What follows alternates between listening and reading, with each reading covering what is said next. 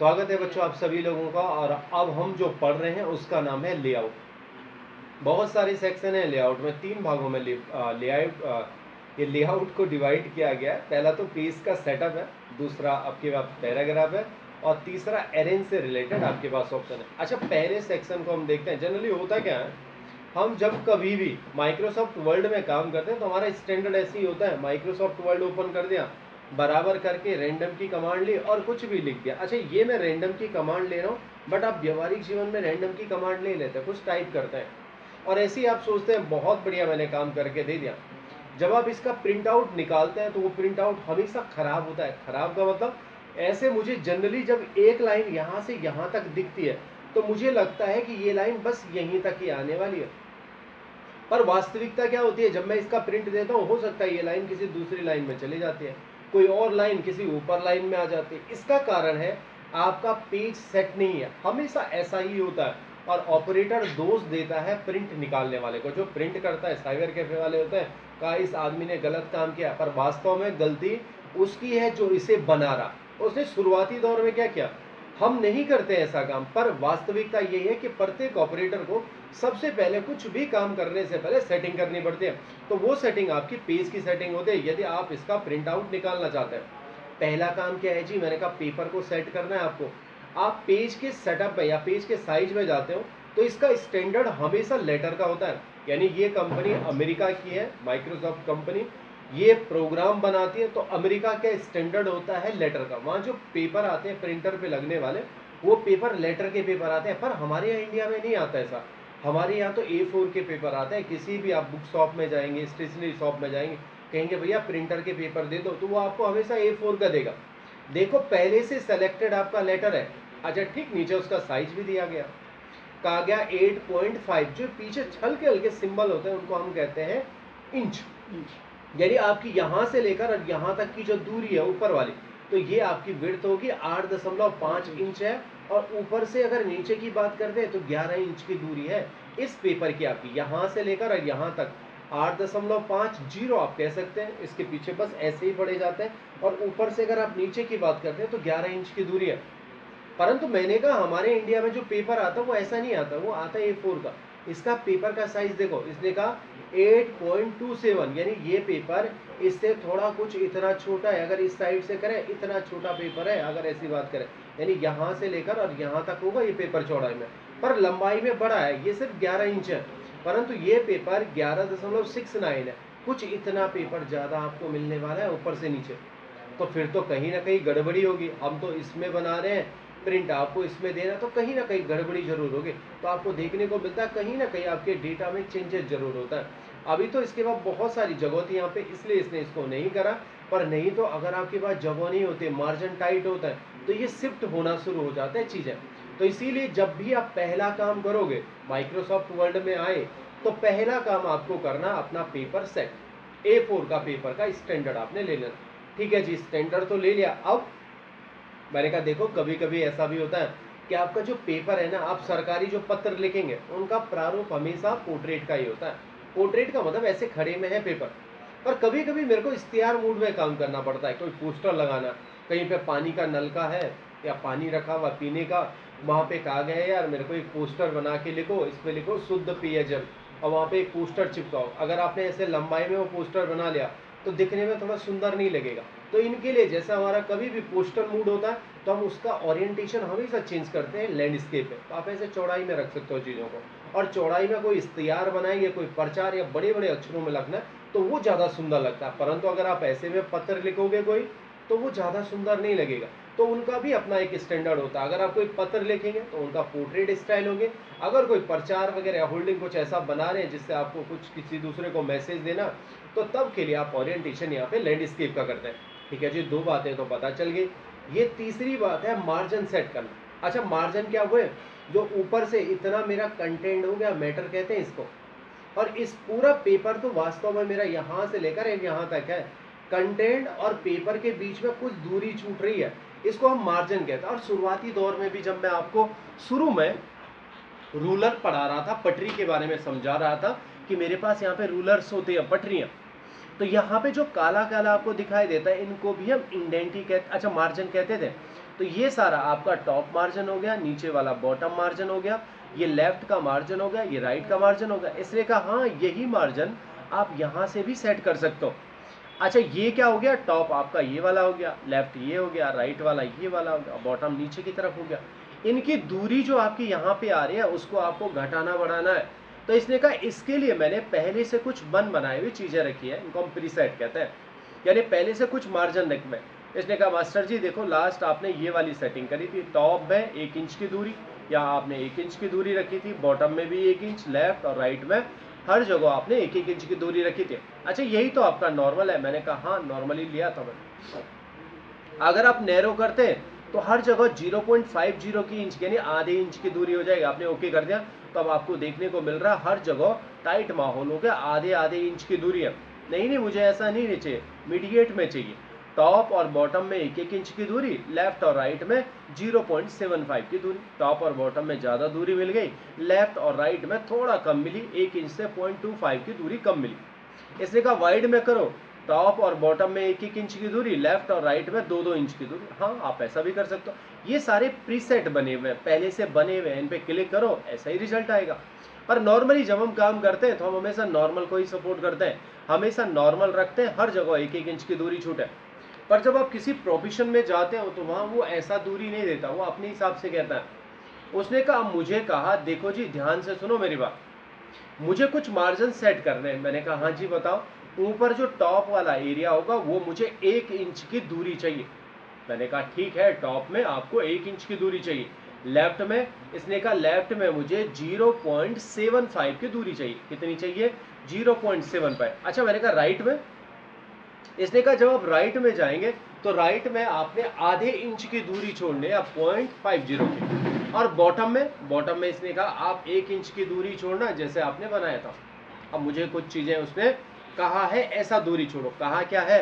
ऊपर टॉप और बॉटम में 1-1 इंच की दूरी चाहिए, परंतु लेफ्ट में मुझे 0.75 की दूरी चाहिए, और राइट में जो होगा 0.50 की दूरी चाहिए। ऐसा तो इस प्रीसेट में कहीं है ही नहीं, कहीं मुझे ऐसा दूरी तो मिलती नहीं। इसने कहा अगर आपके पास ऐसे कस्टम दिया हुआ है तो आप भी यहाँ पे कस्टम मार्जिन में जा सकते हो। जब आप कस्टम मार्जिन में जाते हैं तो ये चीजें आप अपने अनुसार भी सेट कर सकते हो। आपको पता चल गया टॉप, यहाँ पे आपका प्रीव्यू भी दिखाई देता है। इसने कहा टॉप में 1 इंच की। मैंने कहा हाँ बहुत बढ़िया, पहले से सेट है तो मुझे कुछ करने की जरूरत नहीं। अगर आप ऊपर वाले पे क्लिक करते हैं तो ये बढ़ता हुआ नजर आता है, नीचे क्लिक करेंगे तो घटता हुआ। टॉप भी 1 इंच चाहिए, बॉटम भी। समस्या यहाँ पे खड़ी होगी लेफ्ट में। क्यों समस्या खड़ी हुई? मैंने यहाँ पे क्लिक करा, मैंने कहा कम करना है इसको, 7.5 रखना। आपने ओके कर दिया तो 9 आ गया। 0 पॉइंट, इसके पीछे 0 भी मान के चलो, 9 है। अब आपने थोड़ा आगे बढ़े तो इसने कहा 8 आ गया, फिर थोड़ा हटाया तो 7 आ गया, अरे 6 आ गया। मुझे तो 7.5 चाहिए था, ऐसा तो आ ही नहीं रहा। आप यहाँ से प्लग इन करेंगे। इसने कहा कभी देखो ऐसी समस्या आती है तो तब आप याद रखना ये आपका सेलेक्टेड है, मैनुअली आपको टाइप करना पड़ेगा। 0.75 इंच खुद ब खुद ले लेगा। यहाँ पे जी मैंने कहा आधा इंच तो खुद भी आ जाएगा। आप ऐसे क्लिक करेंगे तो 50 का मतलब 5 का मतलब इसके पीछे 0 भी है। तो इस तरीके से आपने दूरी सेट कर ली। अच्छा ये नई चीज क्या है? गटर। आजकल पानी बहुत आ रहा है, गटर का मतलब नाला मत समझ लेना। इसका मतलब होता है बाइंडिंग के लिए छोड़ी जाने वाली दूरी, उसे हम गटर कहते हैं। अच्छा मैंने कहा ठीक है, यहाँ तो आपने लेफ्ट में बाइंडिंग करना है। अच्छा जब हम किसी चीज किताब को बांधते हैं ना तो जितना स्पेस आपका दब रहा है तो उस स्पेस को हम निकाल के चलते हैं, तो उसी को हम गटर कहते हैं। इसने कहा देखो जी बाइंडिंग की दूरी आपको आधे इंच रखनी है, तो आपने बढ़ाना शुरू कर दिया। आधे इंच मतलब 0.5। यहाँ पे आपको दिख भी रहा होगा कुछ सिंबल सा। ऐसा थोड़ी ना होता है कि आपकी पोजीशन सिर्फ लेफ्ट ही होती है बाइंडिंग के लिए, बस आप लेफ्ट में बाइंडिंग करते हैं। कभी कभी ऊपर भी तो करते हैं, कोई कॉपी ऐसे भी तो खुलती है। इनको हम पोजीशन कहते हैं। आप गटर की पोजीशन भी चेंज करते हो। अगर आप टॉप लिखते हैं तो बस इतना है कि टॉप में ये दूरी आपकी छोड़ने वाला है। कितनी दूरी? आधे आधे इंच की। अगर आपको लगता है कि लेफ्ट में छोड़ना तो लेफ्ट में ज्यादा दूरी छोड़ देगा, राइट टॉप में लगता है तो टॉप में ज्यादा दूरी छोड़ जाएगा। आपकी जैसी बाइंडिंग होगी आप उसके अनुसार दूरी छोड़ना चाहते हैं तो यहाँ पे आप दूरी छोड़ सकते हैं। तो ये काम जी आपका यहाँ पे हो गया मार्जिन से रिलेटेड। पर देखो कभी कभी क्या हो जाता है जब हम रफली काम कर रहे होते हैं, मेरा अपना काम है तो तब के लिए मैं तो हमेशा इन रूलर का ही इस्तेमाल करता हूँ। पर प्रोफेशनल वे में आप हमेशा कस्टम मार्जिन से ही काम करते हैं। कोई किताबें छपती है, कोई आपका प्रशासनिक कोई काम होता है जहाँ पे स्केल पे काम होता है, एक प्रोफेशनल वे में काम होता है, तो वहाँ हमेशा आपको ये मार्जिन दिए हुए होते हैं। इन्हीं के अनुसार ही काम होता है, रफली नहीं होता। अगर मैं चाहूँ तो इसे रफली करूँ, तो आपने कहा हाँ इसकी मदद से ऊपर ले जाओ ना इसे, तो आप ऐसे भी ले जा सकते हो। तो ये रूलर भी आपके काम करता है। तो मैं यहाँ पे गया, थोड़ा इसे पकड़ लेगा ये, और ऊपर ले जाना है तो ऊपर ले जाओ, नीचे ले जाना तो नीचे ले आओ। ये आपका रफली काम हो जाता है, आप अपने अनुसार करें, कोई नाप तोल नहीं है।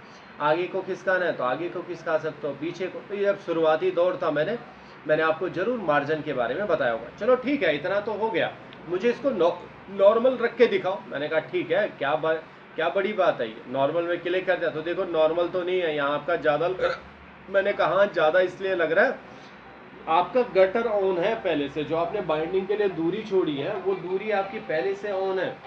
और अगर आप चाहते हैं कि वो दूरी फिर से ठीक हो जाए, तो आप वहीं कस्टम मार्जिन में जाएंगे और यहाँ आपके पास जो गटर आपने करा था उसे 0 बना लो, तो तब आपका नॉर्मल दिखना शुरू हो जाएगा। तो ये काम होता है आपका यहाँ पे मार्जिनों से रिलेटेड। अब ये कॉलम क्या है जी, मैंने कहा आपने इंस्टीट्यूट और किताबों में जरूर देखा होगा, 2 कॉलम में डेटा बना होता है, कभी कभी 3 भी होता है। तो आप यहाँ से कॉलम बना सकते हो। अभी 1 है, अगर आप 2 करते हैं तो 2 कॉलम बन के आपके पास आ गए।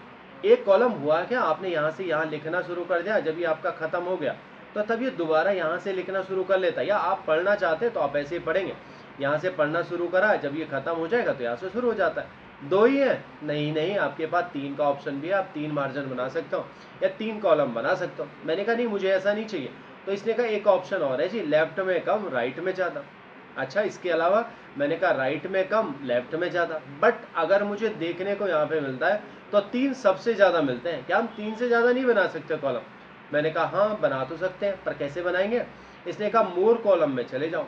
अब जब मैं मोर कॉलम में जाता हूँ तो जो इससे पहले ऊपर आ रहे थे तो लिखा हुआ है प्रीसेट, पहले से बने हुए, तो ये पहले से बने हुए प्रीसेट है। 1 करेंगे तो 1 हो जाएगा, 2 करेंगे तो 2 हो जाएगा, 3 करेंगे लेफ्ट में कम राइट में ज़्यादा, ऐसा भी आपके पास। मैंने कहा मुझे तो जानना है 3 से ज़्यादा बना सकता हूँ। इसने कहा हाँ नंबर ऑफ कॉलम लिखा तो है यहाँ पे, ऊपर की तरफ क्लिक करेंगे तो बढ़ना शुरू हो जाएगा, 4 बढ़ गए, 5 बढ़ गए, 6 बढ़ गए, ऐसे आप क्लिक करते गए। इसने कहा देखो सबसे ज़्यादा मैं 12 बना सकता हूँ, 12 से ज़्यादा नहीं कर सकता मैं, नीचे हो जाएगा तो न्यूज़ हो रहा। तो अब आपसे कोई पूछता है कि सबसे ज़्यादा आप कॉलम कितना बनाएंगे, तो आपका जवाब क्या होगा? 12 तो न्यूज़पेपर में यूज होते हैं। पर तो मैं कह रहा हूँ नहीं 12 नहीं है, आप इससे भी ज़्यादा बना सकते हो। ऐसे तो पॉसिबल ही नहीं है सर, आप इस पर क्लिक कर रहे हो तो ये हो ही नहीं रहा। अच्छा आप सेलेक्ट वाला भी तो बता रहे थे, ऐसे सेलेक्ट करो, यहाँ पे टाइप करो। अब मैंने 20 टाइप कर दिया और मैं आगे की तरफ क्लिक करता हूँ तो ये घुमा फिरा के, जैसे मैंने इसे ओके कर दिया तो इसने घुमा फिरा के 12 पे हिलाया। आप ऐसे भी नहीं कर सकते, फिर आप ऐसे कैसे कह रहे हो? किस माध्यम से आप इसे चेंज करोगे? देखो मैंने कहा मुझसे अगर कोई पूछता है कि आप कॉलमों की संख्या कितनी करोगे, तो मेरा जवाब ये नहीं होता है कि 12 होगा। मैं हमेशा कहता हूँ ये हमेशा पेज की विड्थ पे डिपेंड करेगा, पेज कितना बड़ा है। देखो अभी के लिए तो पेज मेरा पोर्ट्रेट है, 12 हो रहा है लास्ट। अगर मैंने पेज को चौड़ा कर दिया ना वास्तव में, तो अब तो इसके बाद बहुत सारी जगह बच गई, पहले तो कम थी। अब मैं अगर इसके कॉलम बढ़ा के देखूं तो ये तुरंत बढ़ा देगा। मैंने कहा 12 तक तो आप काम कर रहे थे, इससे आगे बढ़ो, तो इसने कहा हाँ 13 बढ़ा सकता हूँ, 14 बढ़ा सकता हूँ, 15 कर दिया, 16 कर दिया, 17 कर दिया, 18 कर दिया, 19 हो गया। अब देखो ये 19 से बड़ा नहीं कर रहा, तो आप ऐसा नहीं कह सकते कि 19 सबसे बड़ा है। इसके बाद भी ये तो पेपर A4 का है, अगर आप A3 वाला पेपर लेते हैं तो आपको और साइज मिल जाएगा। तो ये सारी चीज़ें डिपेंड करेंगी आपकी पेज की विड्थ पे, कितना बड़ा आपका पेपर है। अब थोड़ा मैं आगे जाता हूँ, कुछ बकवास से ऑप्शन आपको यहाँ पे देखते हैं, कुछ आपके काम के होने वाले और कुछ नहीं भी। एक सिंपल सा काम है, जब हम प्रोफेशनली काम करते हैं कहीं पर, तो मुझे पेजों को ब्रेक करना होता है, तोड़ना होता है। तो इसलिए कहा जब आप पेजों को तोड़ते हैं तो जहाँ पे आपने कर्सर रखा होगा आप कंट्रोल के साथ एंटर कीजिए, तो ये तुरंत दूसरी लाइन में चले जाता है। बस इतना खेल है, कंट्रोल के साथ एंटर। नहीं मैं अभी अंडू करना चाहता हूँ तो कंट्रोल Z कर दिया। अब इसने कहा अगर आप नीचे आना चाहते हैं तो एंटर कर लो। 2 खेल है आपके पास, कंट्रोल के साथ एंटर और एंटर, बस इतने के पीछे ही देख लो कितनी कहानी घूमती है आपकी। इसने कहा देखो जी मास्टर जी मेरे पास ये 2 कॉलम बने हुए हैं, आपने एक काम करना है, इनमें बस मैं इतना ही चाहता हूँ यहाँ तक आए, इसके बाद जो ये बाकी चीज़ें हैं वो दूसरे पेज में चले जाए। तो इसने कहा हाँ ब्रेक का ऑप्शन तो है, पेज ब्रेक कर दो, ओके कर दिया। तो ये बस इतना ही यहाँ पे रहा, बाकी सारे दूसरे पेज में चले, ऑप्शन से कर रहा हूँ। अच्छा मैंने यहाँ पे अंडू कर दिया इसको, मैंने यहाँ पे अंडू कराया तो 1 स्टेप बैक आ गया। इसने कहा देखो अब एक काम करो, इस कॉलम का डेटा इस कॉलम में डाल दो, तो मैंने यहाँ पे क्लिक कर दिया। इसने कहा कॉलम ब्रेक कर दो, तो यहाँ से हट के यहाँ चले गया, इसके नीचे सारे खाली हो गए। मैंने कहा नहीं टेक्स्ट रैपिंग ब्रेक करो, एंटर एंटर जो आप काम कर रहे थे एंटर करेंगे तो एक एंटर लग गया, दूसरा एंटर लग गया। तो ये मेन ऑप्शन है, इसके थे सब ऑप्शन है। नेक्स्ट पेज तो दूसरे नेक्स्ट पेज में डाल देगा, कंटिन्यूसली एंटर एंटर लगता रहेगा। इवन और रोड पेड में करना है तो 2 और 4 का आपका सिलसिला आएगा, 1 और 3 का आएगा। कहने का मतलब कहानी इतने पे ही घूमी हुई है कंट्रोल एंटर के साथ। मैंने कहा देखो ये ब्रेक तो पता चल गया, एक ऑप्शन आपके पास नीचे भी तो दिया हुआ है लाइन नंबर। अच्छा लाइन नंबर किसी ने सपोज करो आपसे पूछ लिया कि देखो जी अभी आपका ये एक ही है, अब मुझे आप ये बताओ इसमें टोटल कितनी लाइन है। आपने कहा हाँ बता दूंगा पर थोड़ा टाइम लगेगा। कैसे लगेगा टाइम? 1 लाइन 2 लाइन 3 लाइन ऐसे गिनने बैठ गए तो आप बूढ़े हो जाओगे, बहुत सारे पेज हैं तो और दिक्कत आ जाएगी। इस जगह कोई ऐसा आसान तरीका नहीं जिससे मुझे पता चल जाए कितनी लाइन है। 15 पेज तक गिनोगे तो बहुत टाइम लगेगा एक ही सवाल पे। इसने कहा देखो इसके लिए एक सॉल्यूशन है, लाइन में जाओ, नन का मतलब है नहीं, कंटिन्यूसली करेंगे तो लाइनों के नंबर पढ़ने शुरू हो गए। अब पूछो जी कितनी लाइन है, मैं सबसे नीचे आ गया और यहाँ देखा इसने कहा जी 640 आपने लाइन लिखी, 41 वाला तो थोड़ा नीचे आ गया। अब मैंने कहा ऐसा नहीं पता चल सकता है कि प्रत्येक पेज में कितने तक जा रहा है, ये तो सारा कंटिन्यूसली हो गया। तो इसने कहा हाँ आप ऐसा भी कर सकते हो, रिसेट ईच पेज, प्रत्येक पेज में रिसेट कर सकते हो। अभी आप सेक्शन को नहीं जानते, 3-4 पेजों को हम एक एक सेक्शन बनाते हैं। अगर आपके पास कुछ सेक्शन होते हैं तो 3-4 पेजों में भी आप ऐसा ला सकते हो। अभी के लिए मैं क्या कर रहा हूँ, प्रत्येक पेज पे रिसेट कर लो, एक से दिखा लो। अगर आपके सेक्शन है तो सेक्शन में भी दिखा सकते हो। मैंने कहा जी प्रत्येक पेज पे रिसेट करो। अब हुआ क्या, इसने कहा पहला पेज यहाँ से शुरू हो गया 1 से और यहाँ तक आया 45 तक आ गया, फिर यहाँ से 1 से शुरू हो गया। क्या हमारे व्यवहारिक जीवन में इतना काम तो नहीं होता है। इसने कहा देखो कभी कभी ऐसी भी नौबत आती है, ऐसा ना हो इतने इन 2 पैराग्राफों पे ना आए जी लाइन नंबर, तो इसने कहा इसे सप्रेस कर दो, तो इनमें नहीं आएगा लाइन नंबर, इसे नीचे हो जाएगा। आप ऐसा भी कर सकते हो, बट ये हमारे व्यवहारिक जीवन में काम नहीं आते। पर सर हाँ किसी ने पूछ लिया कि कितनी लाइन नंबर है, तब तो हमारे काम आएगा। मैंने कहा हाँ तब काम आएगा, पर यह ऑप्शन ज़्यादा बेहतर नहीं है। क्यों? अगर मुझसे कोई पूछता है कि लाइन नंबर कितनी है, मैं यहाँ जाने से बेहतर रिव्यू टैब में जाता हूँ और मेरे पास वर्ल्ड काउंट का ऑप्शन आता है, एक फॉर्म आ जाता है, यहाँ मुझे पता चल जाता है आपके पास 640 लाइनें हैं। और इतनी इन्फॉर्मेशन नहीं, बहुत सारी इन्फॉर्मेशन मिल जाती है। और यह क्वेश्चन एग्जाम में आ भी रखा है, आपके पास पेज कितने हैं, वर्ल्ड कितने हैं, कैरेक्टर कितने हैं और बिना स्पेस के कितने, ये सारी चीज़ें आपके पास ऑप्शन मिल जाता है।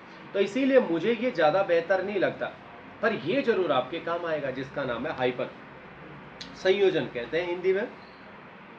जैसा आप कभी किसी किताब को पढ़ते होंगे तो उनके पीछे की तरफ एक हल्का सा डैश होता है, वो डैश इंडिकेट करता है कि जो शब्द आपने लिखा हुआ है वो शब्द पूरा नहीं है, इससे आगे भी वो शब्द है।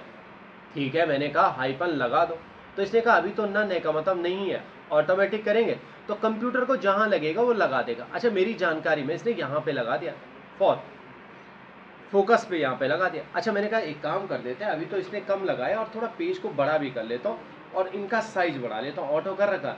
अब देखता हूँ ये कहाँ लगाता है, इसने खुद भी लगा दिया। अब देखो कहाँ पे लगाया, पहले डॉकू और एक हल्का सा डैश देता है, इसे हाइपन कहते हैं, और पीछे लिख दिया मेंट। अब ये पूरा ऐसे ही पढ़े जाएगा, डॉक्यूमेंट पढ़ा जाएगा, एग्जाम्पल ऐसे में बना दिया।